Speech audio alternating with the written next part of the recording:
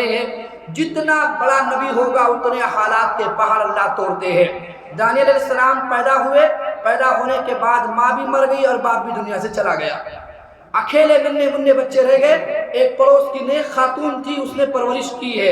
الطرق الحکمیہ فی سیاست الشرعیہ صفحہ 80 اس میں ملتا ہے کہ یہ چھوٹے بچے ہیں، نہ ماں کا سہارا نہ باپ کا سہارا، اس نبی پر اللہ تعالیٰ ایسے حالات کے پہاڑ توڑ رہا ہے۔ جو عورت ماں بن کے تربیت کر رہی ہے، اس عورت کے حسن میں 2 وقت کے قاضی پھنس جاتے ہیں۔ ان دونوں نے مل کر عورت کو جال چلایا اور سازش کر کے پھنسانے کی کوشش کی۔ وہ عورت نہ پھنسی، انہوں نے کہا جب ہماری نہیں تو ہم تمہیں بدنام کر کے چھوڑیں گے۔ اس نے سارے علاقے میں ڈھنڈورا پیش دیا کہ اس نے بدکاری کی ہے، فلاں فلاں جگہ ہم نے دیکھا ہے۔ وقت کا بادشاہ بھی اس خاتون کا معتقد تھا۔ دانیال بچپن میں کوئی کسی کو جاننے والا نہیں ہے، لوگوں کو پتہ نہیں ہے بچہ بڑا ہو کے نبی بننے والا ہے۔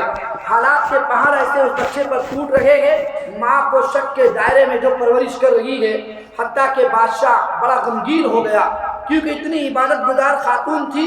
بادشاہ خود اس کا مرید بنا ہوا تھا۔ اس نے اپنے وزیر کو بلا کر کہا کوئی ایسا راستہ نکالے کہ یہ عورت بچ جائے۔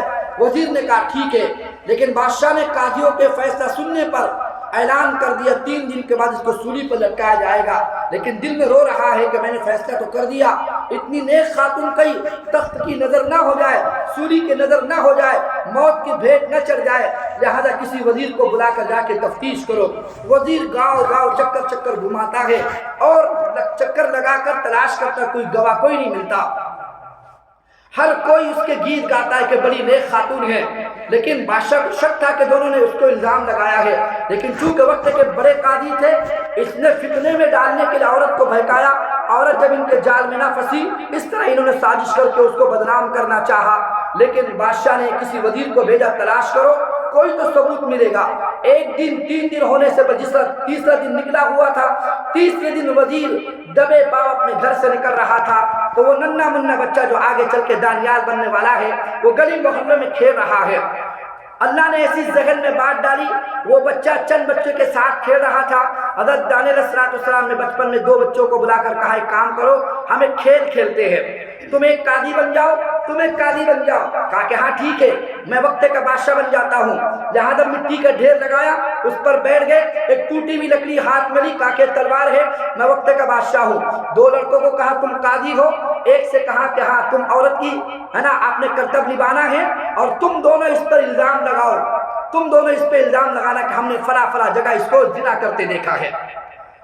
یہ وقت کا چھوٹا سا جو بچہ ہے، اب دیکھو اللہ کیسے تربیت کرتے ہیں، کیسے اصلاح کرتے ہیں، کیسے پاک دامنی کو اللہ تعالیٰ باہر نکالتے ہیں۔ وزیر دیکھ کے ٹھٹر گیا کہ اوہو شاید اللہ مجھے کچھ رہبری کرا رہے جس میں میں فکر میں نکلا ہوا ہوں۔ کھڑے ہو کے تماشا دیکھا، بچہ چھوٹی سی مٹی کا ڈھیرا لگا کر اس پہ بیٹھا ہے، بادشاہ بن کے لکڑی ہاتھ میں ہے۔ 2 بچوں کو قاضی بنا دیا، ایک لڑکے کو عورت بنا دیا، پاک دامن عورت۔ کہا کہ تم دونوں اس پہ الزام لگاؤ۔ کہا کہ ٹھیک ہے، دونوں الزام لگانے لگے۔ ایک کو دور بھیج دیا، پہلے سے کہا کہ بتاؤ تم نے اس عورت کو زنا کرتے دیکھا ہے؟ وہ قاضی جو بنا تھا، بچے نے کہا کہ میں نے دیکھا ہے۔ کہا فلاں جگہ، کس وقت؟ فلاں وقت میں نے دیکھا ہے۔ کہا کہ ٹھیک ہے، آپ کی گواہی ہوگی، آپ پیچھے جاؤ۔ دوسرے والے کو قریب بلا، جو دور کھڑا تھا اس کو بلا کے قریب بلا کر کہا اچھا تم نے بھی دیکھا ہے؟ وہ بچے نے کہا دیکھا ہے۔ کہاں دیکھا ہے؟ اب پہلے والے نے جو جگہ بتائی تھی، اس نے دوسری جگہ بتائی۔ پہلے والے نے جو وقت بتایا تھا، اس نے دوسرا وقت بتایا۔ پہلے والے نے جو علاقہ بتایا، جس نے دوسرا علاقہ بتایا۔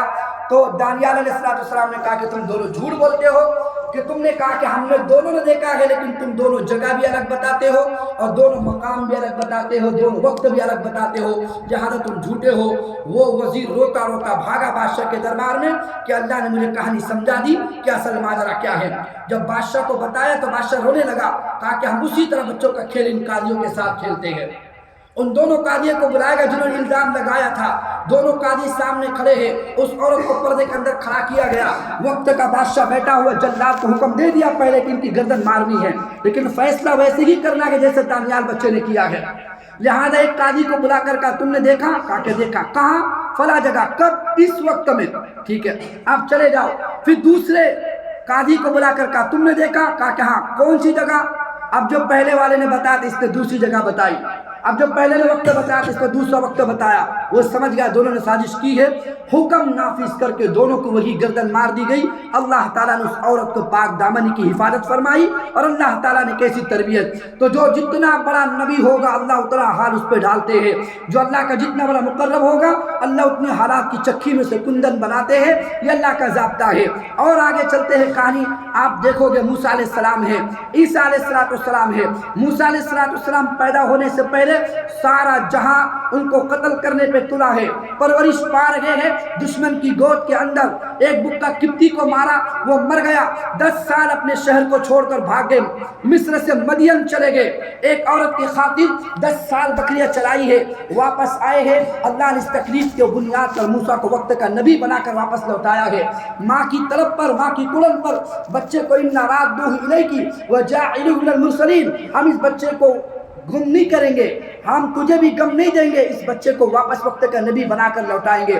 عیسیٰ علیہ السلام کو تخت دار پر لٹکایا گیا ہے، اور چلتے ہیں محمد مصطفیٰ صلی اللہ علیہ وسلم کے در پر، تو کون سا غم ایسا نہیں ہوگا جو مدنی کے دروازے پہ نہ کھڑا ہو، کون سی پریشانی ایسی نہ ہوگی جو نبی نے نہ جھیلی ہو، کون سا دکھ ایسا ہو جس کو نبی نے برداشت نہ کیا ہو، کون سے تیر و تلوار ہو جو نبی کا سینہ زخمی نہ ہوا ہو، کون